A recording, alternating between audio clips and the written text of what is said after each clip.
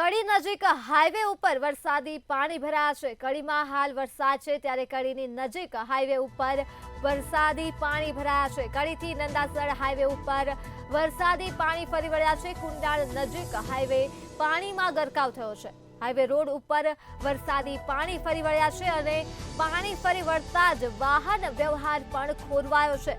Traffic જામના કારણે વાહનોની લાંબી લાઈનો જોવા મળી છે। હાઈવે ઉપર જે કડીથી નંદાસર હાઈવે ઉપર વરસાદી પાણી ફરી વળ્યા છે ત્યારે પાણી ભરાતા જ ટ્રાફિક જામના કારણે વાહનોની લાંબી લાઈન જોવા મળી છે।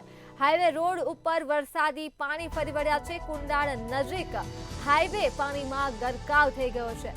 પાણી ફરી વળતા જ વાહન વ્યવહાર પણ એકાએક ખોરવાયો છે અને ટ્રાફિક જામ સર્જાયો, જેના પગલે વાહનોની લાંબી લાઈન જોવા મળી છે ત્યારે વાહન ચાલકો પણ હાઈવે પર ફસાયા હતા અને હાલાકીનો સામનો કરી રહ્યા હતા।